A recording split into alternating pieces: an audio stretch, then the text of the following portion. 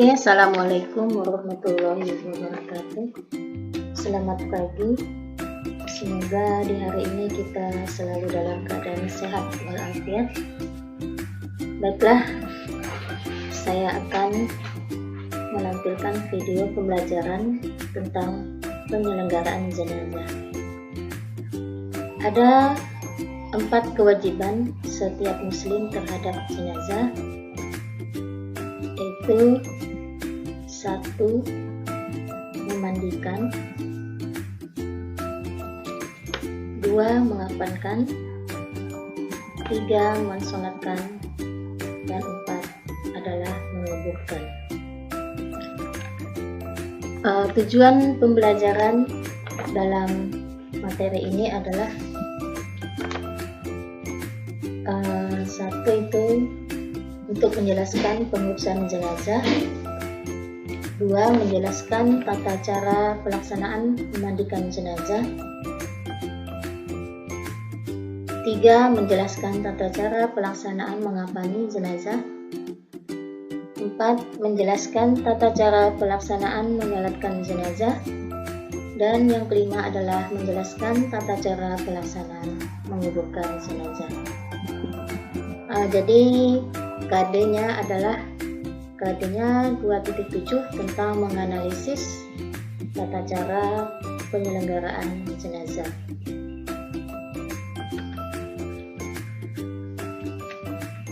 Oke, sekarang kita tentang pengurusan jenazah ya.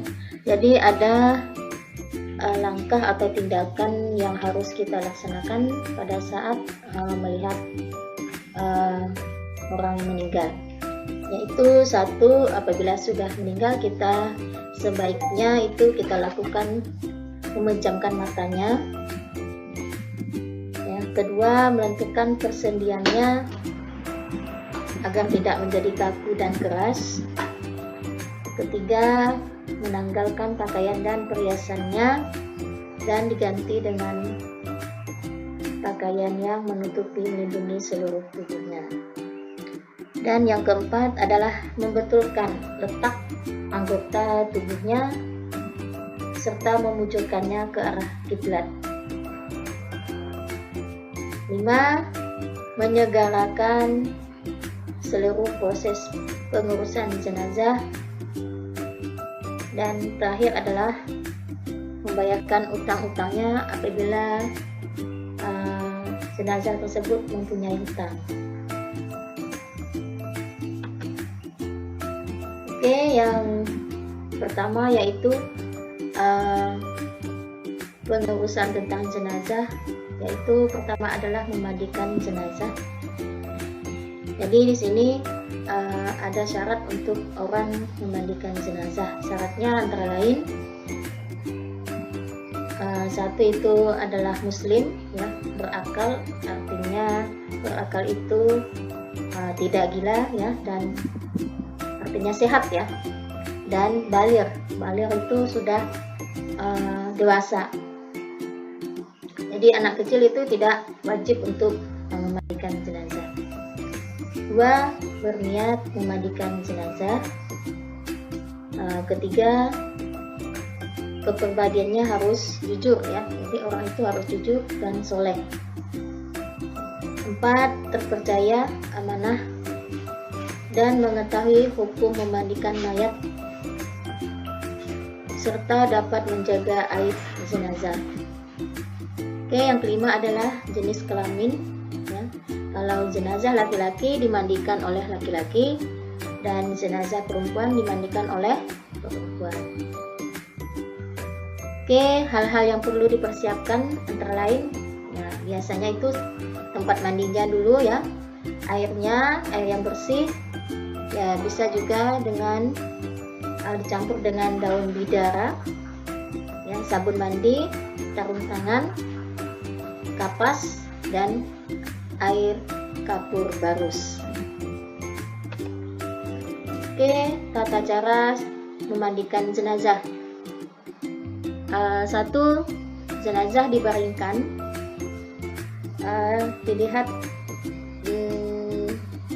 dari tertutup maksudnya ya, tertutup dari orang yang umum. Jadi jenazah itu harus dilindungi, ya, memandikan jenazah harus dilindungi dari tempat umum, maksudnya terbuka. Ya, jadi kedua, diperintahkan menutup mayat dengan pakaian, ya, yang melindungi seluruh tubuhnya agar auratnya tidak terlihat. Ketiga, pihak yang memandikan itu memakai sarung tangan, ya. Air yang digunakan untuk memandikan mayat adalah air suci, ya, disulahkan dan dicampur dengan daun bidara atau larutan kapur barus. Oke, yang keempat adalah setelah itu menyiram air ke seluruh tubuh atau badan, ya, secara merata dari kepala sampai ke kaki, disunatkan 3 kali. Didahulukan dari anggota badan, ya, sebelah kanan, setelah itu baru sebelah kiri. Oke, yang kelima, bersihkan giginya, ya, lubang hidungnya, lubang telinganya, dan celah jari tangan dan kaki serta rambutnya. Oke, jadi semuanya dari wajah sampai kaki semuanya dibersihkan. Keenam, membersihkan kotoran. Nah, ini kotoran maksudnya najis, ya, yang melekat mungkin kepada anggota badan jenazah tersebut, ya, khususnya di bagian perut ini kita harus menekan bagian bawah perut itu, ya, siapa tahu masih ada kotorannya.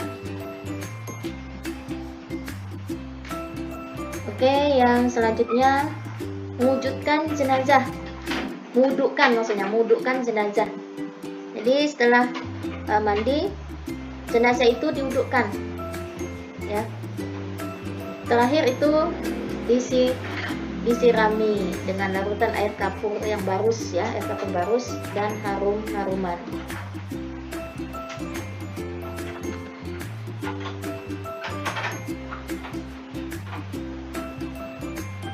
Oke, sekarang mengapani jenazah.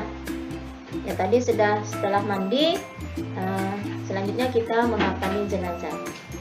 Mengapani jenazah itu harus menutupi, ya.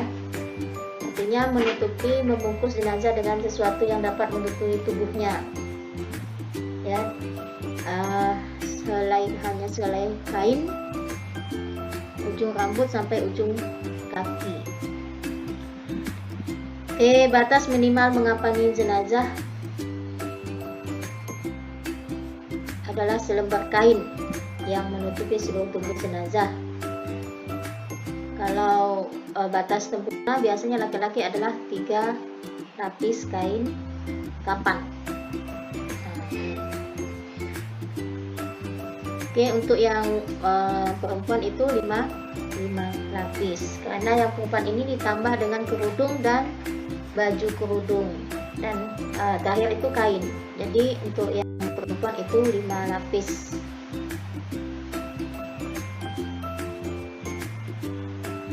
Hal-hal yang disunahkan dalam mengapani jenazah, yang satu itu kain kapan digunakan, ya, kain yang bersih, yang bagus, dan kain kapan itu hendaknya berwarna putih, ya, tadi sudah dijelaskan. Untuk laki-laki itu 3 lapis, sedangkan jenazah perempuan 5 lapis.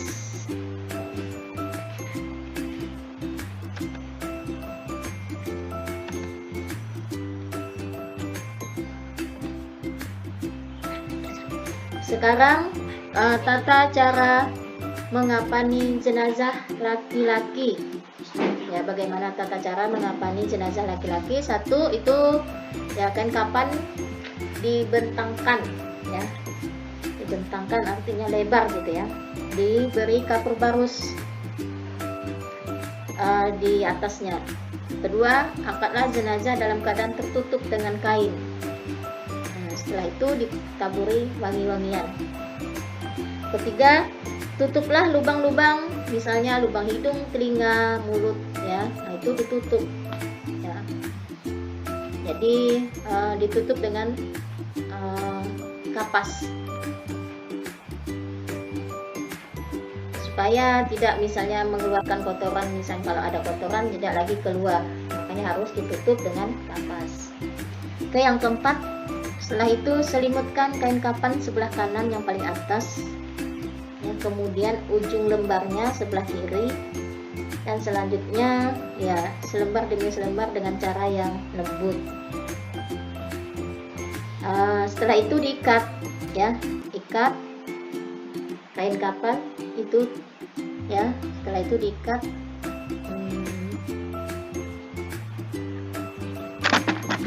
Apabila kain kapan tidak mencukupi seluruh badan jenazah ya, jadi tutuplah bagian kepalanya ya.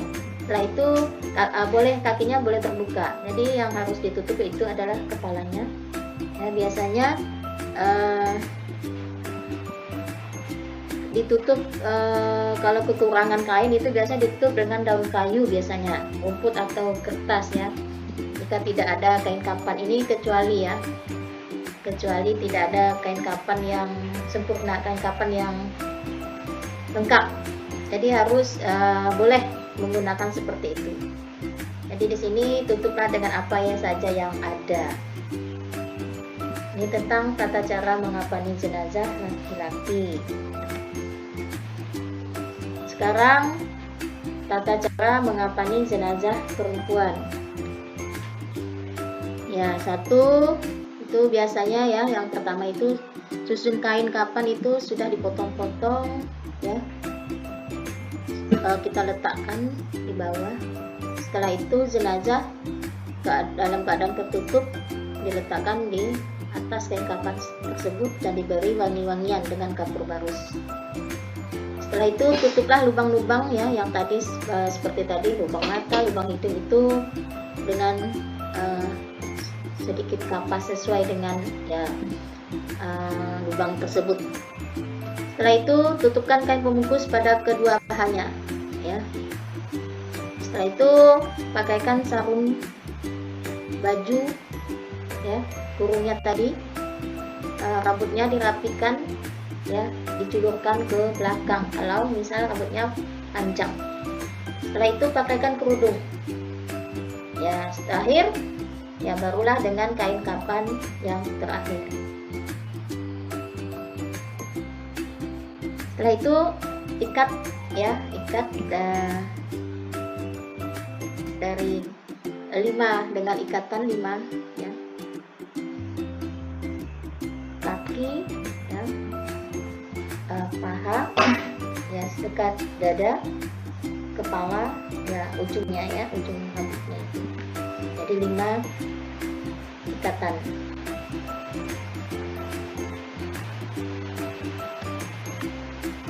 Oke, setelah setelah dikafani kita sholatkan ya. Ada sunat sholat jenazah. Satu itu biasanya mengangkat tangan setiap kali takbir, itu sunat ya. Merendahkan suara bacaan, membaca ta'awuz terlebih dahulu ya. Setelah itu makmumnya itu minimal itu 3 saf ya, 3 saf jika tempatnya memungkinkan. Tetapi misalnya kalau memang jumlahnya sedikit ya boleh 3 saf juga ya, dibagi sesuai dengan kondisinya. Oke, rukun sholat jenazah ya. Satu itu berniat ya, niat sholat jenazah ya. Untuk laki-laki itu niatnya usolli ala hazal mayyiti arba'at takbirati fardhu kifayati ya. Kalau jadi makmum itu makmuman lillahi ta'ala ya, kalau jadi imam imaman lillahi ta'ala. Kalau untuk perempuan ya, nilai niatnya itu usolli ala hazihil mayyitati arba'ah takbirati fardhu kifayati ya. Kalau jadi makmum makmuman, kalau jadi imam imaman lillahi ta'ala. Jadi perbedaan di sini untuk laki-laki itu hazal mayyiti, kalau untuk perempuan hazihil mayyiti hati. Oke, yang kedua, berdiri bagi yang mampu. Ini berdiri bagi yang mampu. Kalau tidak mampu artinya sudah uzur ya. Ya, boleh sesuai dengan kondisi. Oke, nomor 3, melakukan 4 kali takbir.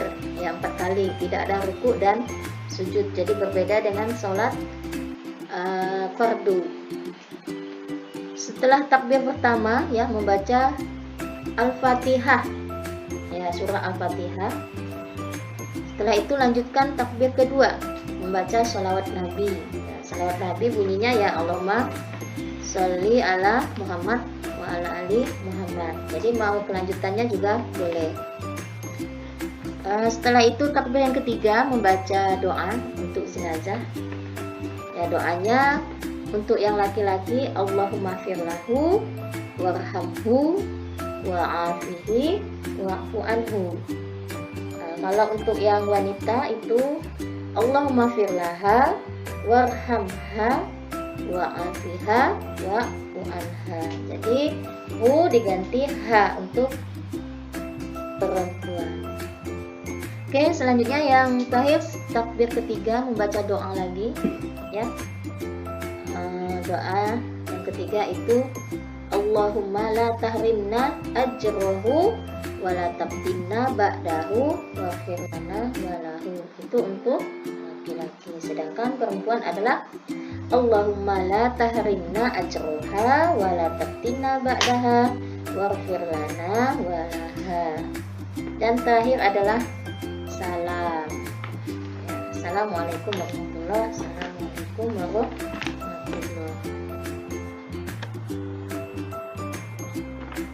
Oke, setelah disolatkan ya, jenazah tersebut harus kita kuburkan. Sunnah menguburkan ya, ini hak sunnah ya. Jadi kalau misalnya jenazahnya sudah disolatkan, kita harus menguburkannya. Jadi jangan ditunggu lama lagi ya.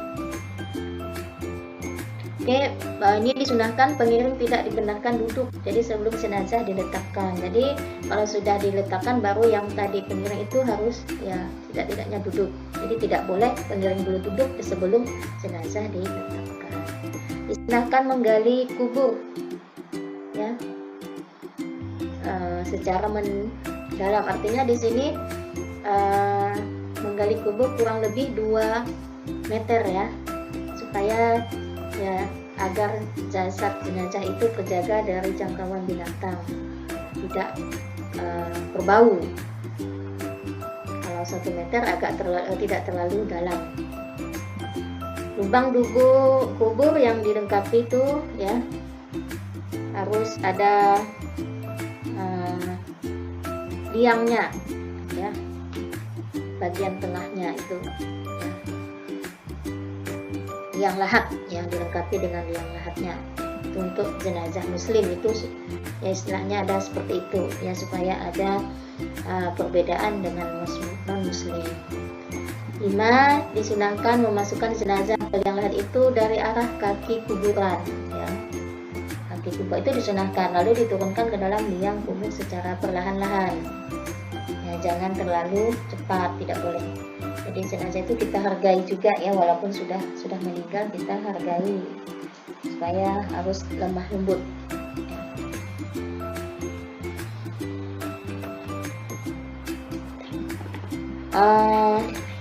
Berakhirlah video pembelajaran tentang materi penyelenggaraan jenazah. Apabila dalam penyampaian materi ini ada kekurangan, saya mohon maaf ya. Selamat pagi, sekian dan terima kasih. Assalamualaikum warahmatullahi wabarakatuh.